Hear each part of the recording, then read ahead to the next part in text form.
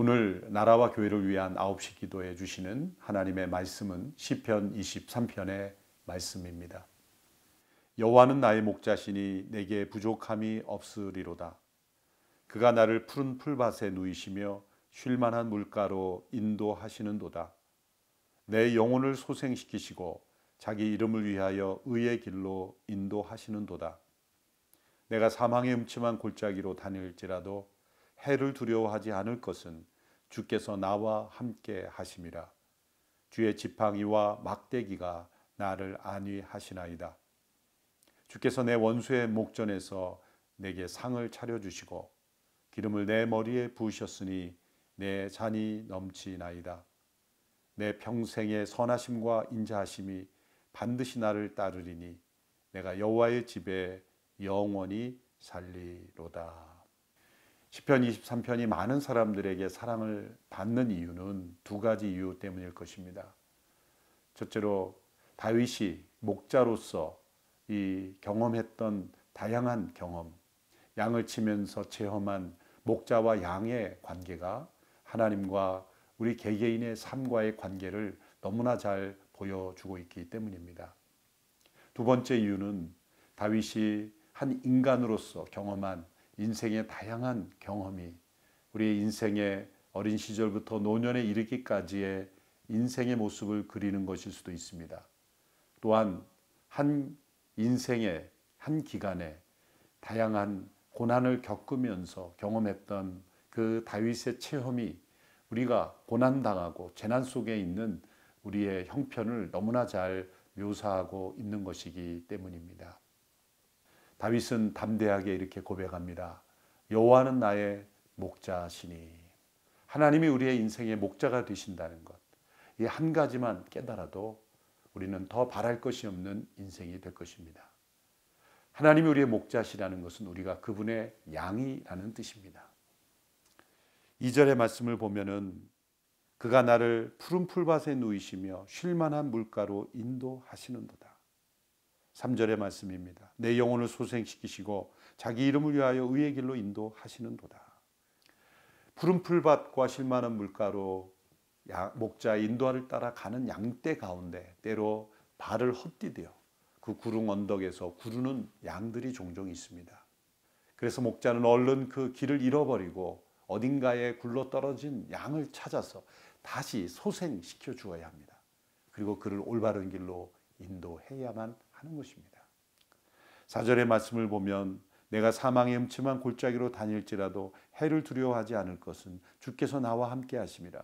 주의 지팡이와 막대기가 나를 안위하시나이다. 목자가 양을 칠 때 평탄한 풀밭만 있는 것이 아닙니다. 쉴만한 물가만 있는 것이 아닙니다. 사망의 음침한 골짜기를 지나야 합니다. 목자는 결코 양을 사망의 음침한 골짜기로 혼자 가도록 하지 않습니다. 목자는 막대기와 지팡이를 들고 이 양들을 더욱 강한 의지를 가지고 보호합니다. 우리 인생에서 당하는 여러 고난 속에서 하나님께서 우리를 괴롭히시고 힘들게 하시고 때로 채찍질하시고 우리를 재난 가운데 두시는 것, 그것은 우리가 사망의 음침한 골짜기를 지나고 있을 때 우리를 안전하게 지켜주시려는 하나님의 돌보심이라는 것입니다. 5절의 말씀입니다. 주께서 내 원수의 목전에서 내게 상을 차려주시고 기름을 내 머리에 부으셨으니 내 잔이 넘치나이다. 원수의 목전에서 하나님께서 우리와 식사하신다는 이 말씀을 깊이 묵상해 보십시오. 우리는 원수가 눈앞에 있으면 두렵기도 하고 분노가 일어나기도 합니다. 그러나 하나님께서 말씀하십니다. 원수는 내게 맡기고 너는 나와 함께 이 식탁에서 함께 교제하자. 나와 함께 기뻐하자. 원수는 절대 너를 상하게 하지 못할 것이다. 원수는 하나님의 식탁에서 함께 식사하는 하나님의 양들을 결코 공격할 수 없기 때문입니다. 이제 이 시편은 멋진 신앙 고백으로 끝납니다. 내 평생의 선하심과 인자하심이 반드시 나를 따르리니 내가 여호와의 집에 영원히 살리로다. 때로 우리가 푸른 풀밭에 눕기도 하고 잔잔한 물가에 있기도 하지만 때로는 사망의 음침한 골짜기를 지나야 하며 혹독한 하나님의 연단을 겪어야 하기도 합니다. 주의 막대기와 지팡이로 때로는 맞아야 하기도 하는 것입니다. 그러나 이 모든 것이 하나님의 선하심과 인자하심입니다. 우리의 인생에 푸른 불밭, 잔잔한 시냇가만이 아니라 사망의 음침한 골짜기도 있습니다. 온 세계가 지금 사망의 골짜기를 지나고 있습니다. 코로나 재난을 통해서 우리 모두가 이 골짜기를 지나고 있습니다. 기억하십시오. 푸른 풀밭과 잔잔한 물가보다 목자이신 하나님은 사망의 음침한 골짜기를 지날 때 더 가까이 임재하고 계십니다. 우리를 아프게 하는 그 막대기라 우리와 함께 하시는 목자의 임재를 의미하는 것이기 때문입니다. 이 목자이신 하나님을 믿고 의지하며 이 재난의 때를 지나며 우리 하나님을 더 가까이 하는 우리 모든 성도들이 되기를 축원합니다. 목자이신 아버지 하나님, 양과 같은 저희들과 함께 하시고 날마다 돌보아 주심에 감사드립니다. 우리는 푸른 풀밭에도 감사하지 못했고 깊은 골짜기는 두려워할 뿐이었습니다. 늘 가까이 계시는 하나님을 계시지 않는다 부인하고 무시하였습니다.